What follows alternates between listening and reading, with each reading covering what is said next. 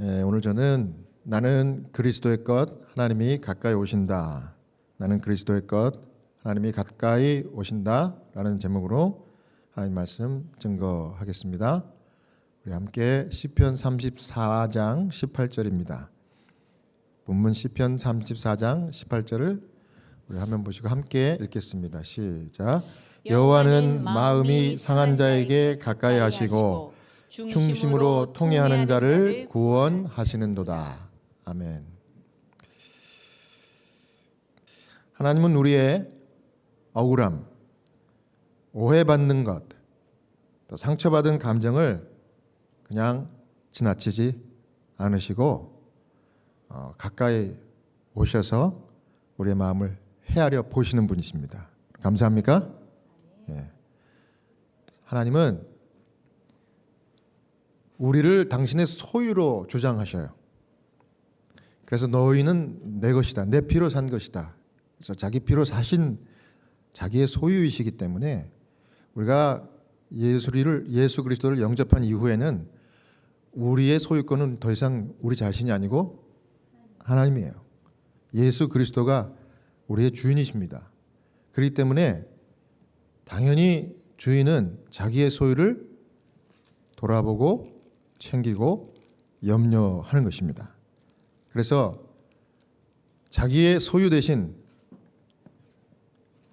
우리 모두가 또 우리 자신이 개인이 상한 마음이 있다든지 억울한 마음이 있다고 하면 반드시 가까이 오셔서 우리를 헤아려 보시는 것입니다. 여러분, 그런 예들이 성경에 많은데 창세기 28장 15절 누구 얘기입니까? 장자의 명분을 뺏고 또 도망가다가 신변의 위협을 느낀 야곱입니다. 야곱이 이유야 어땠든지 간에 야곱이 불안하고 두려워 도망가는 그 처지에 있을 때 그 외롭고 두려워하던 야곱에게 하나님이 나타나시는 겁니다. 창세기 28장 15절에 이렇게 말씀했어요. 내가 너와 함께 있어 내가 어디로 가든지 너를 지키며 너를 이끌어 이 땅으로 돌아오게 할지라. 내가 내게 허락한 것을 다 이루기까지 너를 떠나지 아니하리라 하신지라. 여러분, 야곱이 떳떳하지 못한 잘못을 저지르고 그 잘못 때문에 도망가는 신세. 하지만 이제 나중에 이미 일이 다 벌어지고 아버지 이삭은 야곱이 집을 떠나기 전에 정식으로 축복했습니다. 하나님께서 이제 너에게 복을 주시기를 원한다. 그리고 이제 앙심을 품은 그 형 에서로부터 자기의 신변을 보호하기 위해서 도망가는 신세가 된 거예요. 도망가다 지쳐서 이제 나중에 자기가 그 장소를 벳엘, 하나님이 여기 함께 계신다 하는 이름을 지었지만 거기서 돌베개를 자다가 너무 이렇게 괴롭고 두려워서 그렇게 잠을 못 이루고 있을 때 하나님께서 이제 나타나셔서 내가 너와 함께하고 네가 모든 사명을 내가 허락한 것을 다 이루기까지 내가 너를 떠나지 아니하리라. 그리고 네가 다시 이곳으로 돌아오게 해주겠다. 약속하시는 것입니다.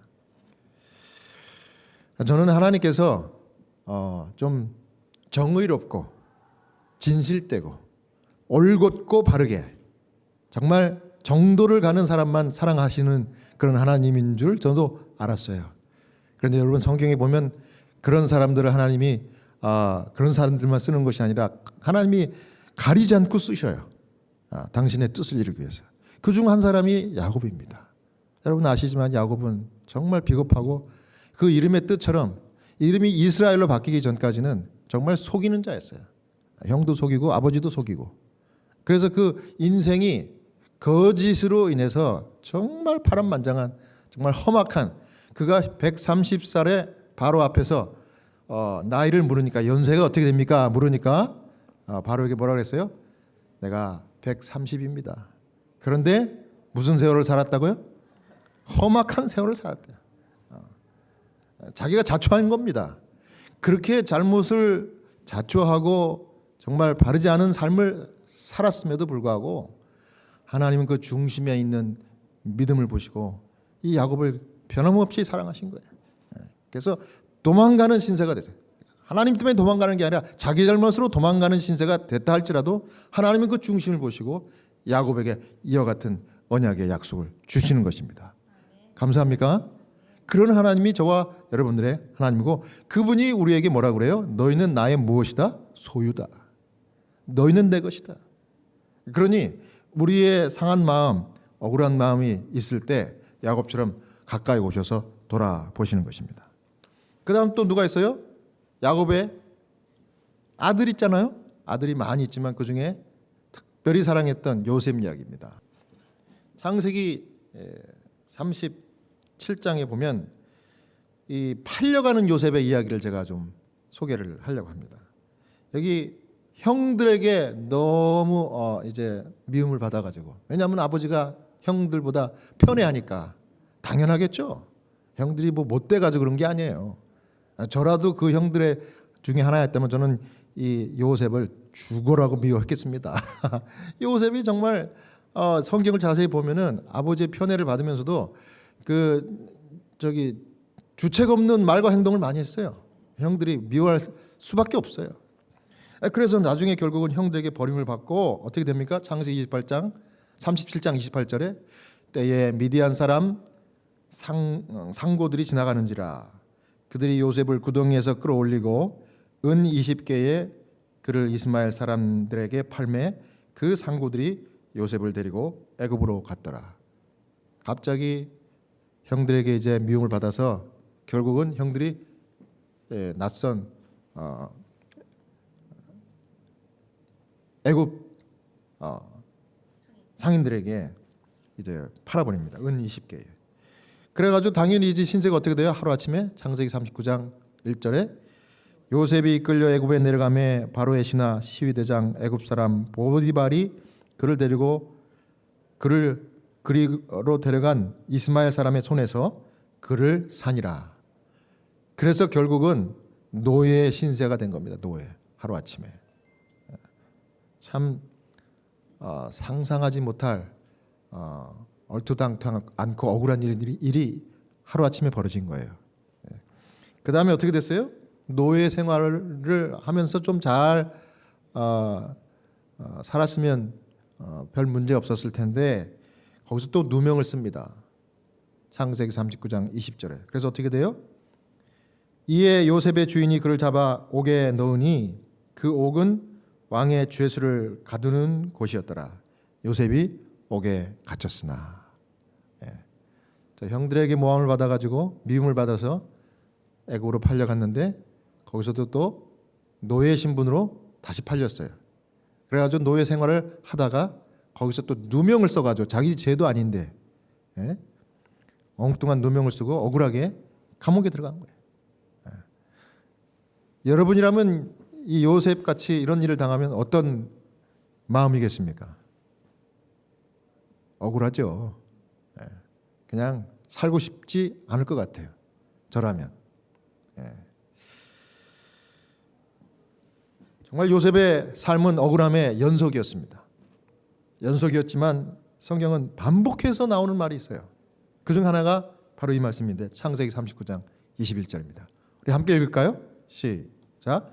여호와께서 요셉과 함께 하시고 그에게 인자를 더하사 전옥에게 은혜를 받게 하시매. 아멘. 제가 여기 하얀 부분을 하이라이트 했어요. 여호와께서 요셉과 함께 하시고, 이 말씀이 요셉 이야기에 계속해서 나옵니다. 아주 롤러코스터 같은 업앤다운 이런 삶을 살고 있던 요셉에게 하나님이 이 말씀을 계속해서 보여주셔요. 여러분, 여기서 우리가 가질 수 있는 중요한 메시지는 바로 이것입니다. 사람은 몰라준다 할지라도 하나님은 보신다. 그리고 아신다. 그리고 하나님은 그 억울함을 통해서 우리에게 새로운 길을 열어주신다.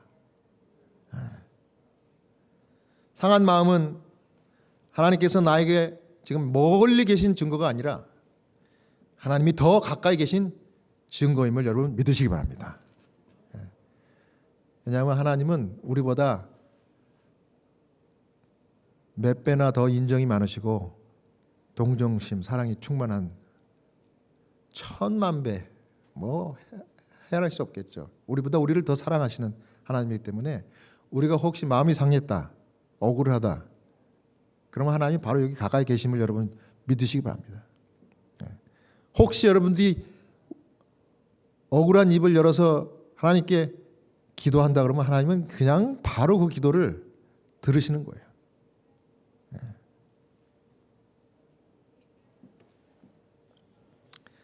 어제 제가 오후에 또 호스피스 이제 입원하신 여자 백인 환자 82살 되신 분을 제가 방문하려고 전화를 걸었어요. 남편한테 전화했습니다. 남편도 한 서너 살 많고 80대 중반입니다. 제가 여기 채플린인데 당신 와이프를 오늘 오후에 방문해서 기도 좀 해드려도 될까요? 그랬더니 You are more than welcome. 얼마든지 오십시오. 왜냐하면 내 아내가 정말 우리 목사님의 기도가 필요할 것 같아요. 그 간절하게 그렇게 요청을 하시니까 제가 바로 갔어요. 근데 도착하니까 그 옆에서 간병인이 문을 열어주고 남편 어디 갔냐 그랬더니 남편이 그 카이로프락틱, 그 물리치료, 그거 받으러 갔대요. 그 지금 환자가 여기 있으니까 만나보시라고 하면서 소개하는데 그 거실에 이제 카우치에 앉아 있어요. 산소 이 튜브 이렇게 하고 이렇게 앉아 있는데 얼굴이 너무 안 좋아. 딱 봐도 이분 얼굴에 근심의 그림자가 이렇게 보입니다. 제가 이제 처음이니까 저를 소개하고 제가 온 이유가 남편께서 저를 오라고 했는데 당신이 기도가 많이 필요할 것 같아서 기도해 드리러 왔습니다. 남편이 그렇게 요청해서 제가 기도해 드리러 왔습니다. 그랬더니 저를 보더니 하이 그러면서 피곤한 눈으로 이렇게 쳐다보고 또 땅으로 이렇게 눈을 깔아요. 제가 이제 그분 가까이 가서 이제 마주보고 이렇게 앉아서 그냥 바로 제가 물었어요. 어디 근심된 일, 걱정하는 일 있으세요? 물었어요. 그랬더니 yes. 그래 있대요. 뭐가 걱정스러우세요? 그러니까 우리 호스피스 채플린은요 그냥 군더더기 없습니다. 그냥 바로 물어요. 근심된 거 있어요? 예. 뭐가 근심되십니까? 죽는 게 두렵대요. 여러분 제가 만난 환자들 중에 죽는 게 두렵다고 한 사람들의 대부분이 죄송한 얘기지만 천주교인이에요. 그래서 제가 물었어요. 천주교인이세요? 그랬더니 I am 그러더라고요. Yes, I am 그래요. 그렇대요. 왜 그렇게 죽는 게 두려우세요? 내가 진죄가 많아요. 진죄가 많대요. 그러면서 3대째 독실한 천주교 가족에서 자기가 자랐대요. 지금까지도 그렇게 교회 성당에 아프기 전까지 잘 다니고 도네이션 많이 하고 온 가족이 그렇게 살고 있대요. 제가 이 천주교 환자들 중에 죽음을 두려워하는 분들에게는 둘 중에 하나입니다. 첫 번째는 이 환자에게 동의를 구하고 허락을 받고 혹시 성경에 죽음에 대해서 명확하게 이렇게 설명되어 있는 성경 말씀을 좀 배우고 싶으시면 제가 가르쳐 드릴게요. 이렇게 물어보고 동의하면 그걸 가르쳐 줘요. 싫다 그러면 안 해. 그게 첫 번째 방법이고, 두 번째는 예수님을 믿으세요. 신앙 고백을 물어보는 겁니다. 그러면 예수님을 믿는다 그러면 이제 그때부터 대부분 다 예수님을 믿잖아요. 그죠? 하나님의 아들이니까. 근데 천주교는 예수님께 다이렉트리 이렇게 직접 가기보다 너무 거쳐가는 게 많아. 그래서 두려운 거예요. 신부를 거쳐서 기도하고 신부를 거쳐서 고백하고 그다음에 성모 마리아를 통해 갖고 대신 기도하고 이렇게 한다고. 그래서 예수님도 믿지만 예수님을 직접적으로 다이렉트리 그렇게 갈 용기가 없는 거예요. 그렇게 교육도 안 받았고. 그래서 다른 거 다 언급할 필요도 없고 예수님에 대해서 이렇게 물어봐요. 두 번째 방법은 예수님 사랑해요? 그러면 대부분 다 사랑한다고 그래. 그럼 예수님이 뭐라고 그러는지 모르세요? 뭐라고 그랬는데 이렇게 물어봐요. 나는 부활이요 생명이니 나를 믿는 자는 죽어도 살겠고, 요한복음 11장 25절에 있는 말씀을 그냥 해줘요. 예수님이 그렇게 얘기했다고. 그래서 부활의 예수님이 계시기 때문에 그 예수님 붙들면 된다고. 예수님 영접하셨어요? 네. 영접했다 그래. 그러니까 한 단계씩 물어보면 이제 다 예스라고 대답하면 아예 그럼 걱정할 게 없네. 예? 예수님은 죽는 게 자는 거라고 그랬는데. 예? 그러면서 이제 우리가 원하는 거는 당신이 어느 날 하나님이 정하신 그날에 주무시다가 고통 없이 생을 마치고, 생을 마치지만 예수님이 말씀한 것처럼 당신은 예수를 영접했기 때문에 다시 살려주셔서 천국에 갈 것을 믿으시라고. 그러면 대부분 다 끌려와서 다 예스 아멘 그래요. 제가 그거 15년 동안 해봤던 방법이에요. 이게 다 통해. 뭐 특별히 독실한 그 신앙심을 가졌던 천주교인들은 대부분 다 예스라고 해요. 그리고 죽음 문제에 대해서 이렇게 자유롭게 되고 편안하게. 그러고서 얼마 안 있어 돌아가십니다. 저는 그러고 나서 같이 기도합시다. 무슨 기도예요? 주기도문 하면 돼. 그럼 주기도문을 쫙 하고서 허거해주고 오면 되는 겁니다. 그리고 이제 이분에게도 바이. 네, 그리고 왔는데 사실은 그렇게 기도를 하고 나서 얼굴을 딱 봤는 그 얼굴이 제가 기억이 나요. 처음에 근심의 그림자가 이렇게 얼굴에 있었는데 환하게, 아주 환하게.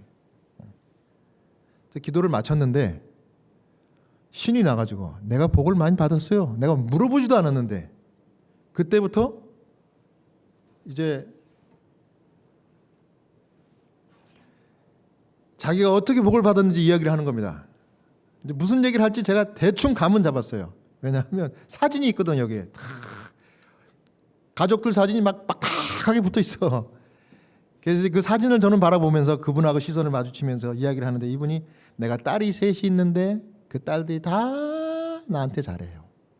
지금 남편도 살아있고 남편도 거의 60년 넘게 나랑 같이 살고 있고 너무 행복합니다. 우리 손자들 손녀들 생각하면 밥을 안 먹어도 배가 부르대. 그러면서 얼굴이 너무 좋아지는 거야. 그 제가 계속 들었어요. 그리고 첫째는 어떻고 둘째는 어떻고 그다음부터 제가 집중이 흐려지려고 그래 막. 자기는 신나서 이야기하는데 내가 들으면서 저는 제가 말씀드렸죠. 이야기를 들을 때 미국 사람들한테 이야기를 들을 때 좋아하는 말 한마디만 하면 돼. 가끔씩 Really? 정말 그래? Really? 그럼 너도 신나가지고 막 얘기해. 한참을 이야기하다 자기도 지쳤나 봐요. 이야기를 하다가 말을 흐리더니 눈이 껌뻑껌뻑 저래. 그래서 스르르 잠드는 거예요. 옆에 간병인도 있다가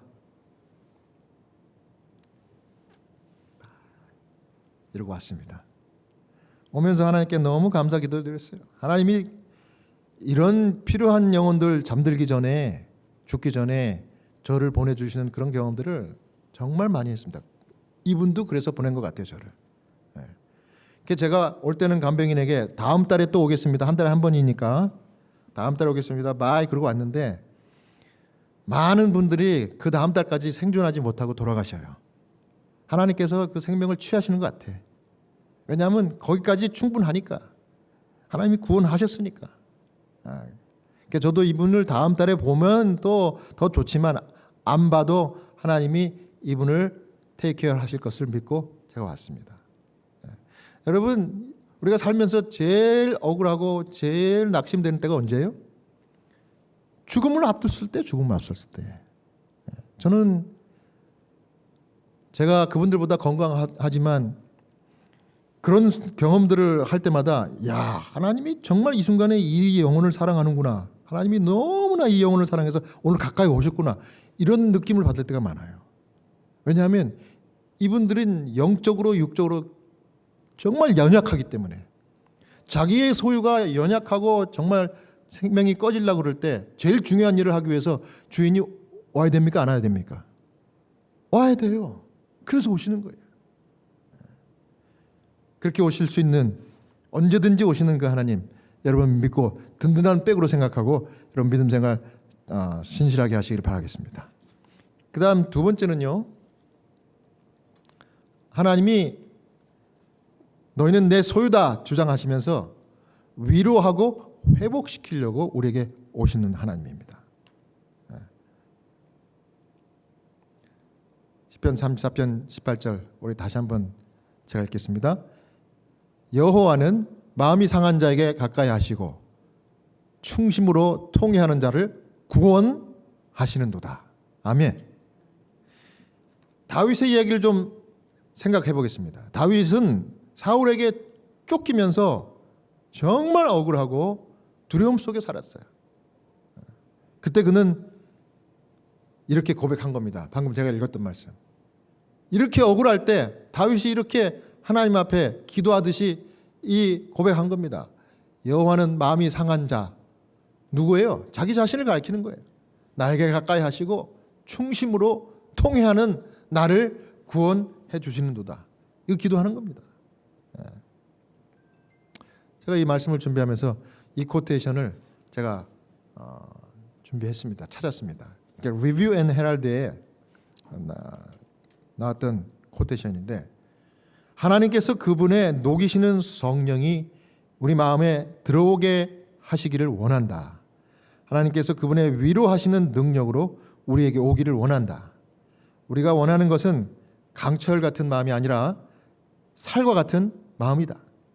나는 이 집회에서 떠나는 어떤 영혼도 자신을 위해 나는 내가 하나님 안에서 그리스도의 것임을 안다고 말할 수 있을 때까지는 떠나가지 않기를 희망한다. 어떤 집회에서 큰 은혜를 받고 이제 헤어지기 전에 엘렌 화이트이 이렇게 기고한 글입니다. 근데 여기서 제가 하이라이트를 했어요. 나는 내가 하나님 안에서 그리스도의 것임을 안다라고 말할 수 있을 때까지 여기 집회를 떠나지 않았으면 좋겠대요. 하나님은 이미 우리를 자기의 소유로 인정하시고 그렇게 우리를 인도하고 테이크케어 하셔요. 그런데 정작 우리는 뭐예요? 우리는 그걸 늘 받아들이지 못하고 또 믿지 않는 게 그게 우리의 문제입니다. 그래서 여기 리벤 헤럴드에 나와 있는 말씀처럼 나는 내가 하나님 안에서 그리스도의 것임을 안다. 이걸 고백하라는 겁니다. 그러면 두려울 게 없어요. 왜냐하면 우리의 뒷배 되시는 창조주 하나님이 우리를 서포트하고 있다는 사실 때문에 그렇습니다. 그래서 제가 한번 여러분과 같이 좀 이렇게 이 말씀을 그대로 좀 따라 해봤으면 좋겠어요. 그러면 우리가 믿어지지 않을까요? 그래서 이 노랗게 하이라이트한 이 코테이션을 우리 함께 읽어보겠습니다. 좀 큰 소리로 시작. 나는 내가 하나님 안에서 그리스도의 것임을 안다. 아멘. 여러분 이거 길지 않으니까 여러분이 다시 이제 일상으로 돌아가서 생활하실 때 시간 날 때마다 마음속에 아니면 입으로 한번 이렇게 말씀해 보세요. 나는 내가 하나님 안에서 그리스도의 것임을 알고 있다. 아멘. 네, 힘이 될 것입니다. 자, 실제로 그러면 그 억울하고 누명 쓰고 정말 힘든 과정을 이렇게 살고 있었던 이 요셉에게 어떠한 일이 벌어졌는지 하나님이 오셔서 그저 이렇게 살펴보시기만 하시고 떠났는지 아니면 실제로 어떤 일을 하셨는지 우리가 알지만 다시 한번 찾아보겠습니다. 첫 번째요. 창세기 39장 1절입니다. 요셉이 어땠어요? 노예로 팔린 신세죠? 여기 아까 읽었지만 요셉이 이끌려 애굽에 내려가매 바로의 신하 시위대장 애굽 사람 보디발에게 그를 그리로 데려간 이스마엘 사람의 손에서 그를 산이라. 엉뚱하게 갑자기 노예로 팔려가는 억울한 신세가 됐지만 그 다음 절에 바로 요셉에게 하나님이 함께 하셔서 어떤 일이 있었습니까? 예, 제가 읽겠습니다. 여호와께서 요셉과 함께 하심으로 그가 형통한 자가 되어 그 주인 애굽 사람의 집에 있으니. 하나님이 억울하게 요셉이 노예가 된 그날 그와 함께 하셔서 형통한 요셉이 되게 하셨대요. 그래서 보디발이라는 사람의 애굽 사람의 집에 노예 신세가 돼서 그 집에 팔려갔지만 형통한 노예가 된 거예요. 그냥 노예가 아니라 무슨 노예? 형통한 노예가 된 거예요. 왜? 하나님이 요셉과 함께 하셨기 때문에. 자, 그런데 이제 형통한 노예로 잘 살다가 어느 날 갑자기 또 마귀가 가만히 안 놔두죠. 예, 그 보디발의 아내를 꼬셔가지고 유혹을 하다가 요셉은 내가 하나님 앞에 정말 배신을 때릴 수 없습니다. 그러면서 자기를 붙잡은 이 보디발의 아내의 손을 뿌리치고, 예? 그 겉옷을 뿌리치고 버섯 제치고 도망갔어요. 그랬더니 그 보디발의 아내가 화가 나가지고 이 종놈이 나를 겁탈하려고 했다고 말이야. 예? 근데 이 보디발이 사실은 이 요셉의 평상시 성실하고 믿음 있고 신실한 삶의 모습을 봤기 때문에 아내가 그렇게 한 말을 믿지 않았어요. 믿지 않았지만 아내를 위해서 할 수 없이 요셉을 자기가 관리하는 그 감옥에 가뒀습니다. 근데 그 감옥도 그냥 감옥이 아니에요. 누구만 갇히는 감옥이에요? 왕의 죄수들이 갇히는 감옥이에요. 감옥도 급수가 있는 거야. 그렇지만 여전히 감옥에 갇히는 것은 좋은 일이 아니죠. 그런데 어떻게 됐습니까? 바로 21절에 여호와께서 요셉과 함께 하시고 그에게 인자를 더하사 전옥에게 은혜를 받게 하시매. 여러분, 하나님의 자녀들은요, 어디를 가든지 어떤 일을 만나도 하나님이 함께 하심을 여러분 믿으시기 바랍니다. 예. 요셉이 그랬어요. 그래서 요셉이 누명을 쓰고 억울하게 감옥에 갇혔지만 그 감옥도 그냥 감옥이 아니고 왕의 죄수들이 갇히는 감옥. 그래서 나중에 그 왕의 그 의심을 받아가지고 갇힌 그러니까 요즘으로 이야기하면 그 장관들이죠, 장관들. 그 장관들과 함께 같은 공간에서 있었기 때문에 정치를 배웠어요. 그 사람들과 교제하면서. 나중에 그래서 애굽의 2인자 총리 대신이 될 수 있었던 겁니다. 그 다음에 여전히 또 하나님께서 여기 말씀한 대로 이 함께 하실 뿐만 아니라 인자를 더 하셔가지고 그 감옥에서도 이 전옥에게, 감옥의 이 간수에게 은혜를 받게 해가지고 거기서 또 특별 대우를 받은 겁니다. 여러분, 하나님의 자녀들은 어디를 가든지 하나님과 함께하고 인자를 더하신다는 것을 여러분 꼭 기억하시길 바랍니다. 그래서 어떻게 했어요? 23절에 전옥은 그의 손에 맡긴 것을 무엇인지 돌아보지 아니하였으니 이는 여호와께서 요셉과 함께 하심이라. 여호와께서 그의 범사에 형통케 하셨더라. 아멘. 여러분 그렇습니다. 하나님의 자녀들은 이렇게 하나님이 함께 하시는 진짜 성공의 삶을 사는 주인공입니다. 96살 되신 분을 제가 만났으면 참 그것도 저에게 복입니다. 4년만 더 있으면 100이에요 100. 그분들은 도인입니다. 그 1세기를 살면서 수많은 경험을 통해서 지혜를 얻었어요. 아무리 병자라고 나이 들었다고 아주 작아 보여도 그분들에게 지혜가 있어요. 그 이제 이분은 할머니입니다. 할머니. 어떤 분인가 하면 쿠바에서 태어나가지고 이민 온 할머니예요. 근데 키도 조그맣고 또 이제 돌아가시기 직전이기 때문에 음식도 잘 못 드시니까 얼굴이 반쪽이 돼가지고 얼굴도 요만해요. 키도 작고. 근데 정신은 치매가 없어요. 마치 그 저기 생쥐 눈 이렇게 큰 눈 있잖아요. 생쥐 눈. 눈을 먼 곳에 눈이 그냥 깜빡깜빡 하는데 눈이 너무 이뻐. 이 할머니가.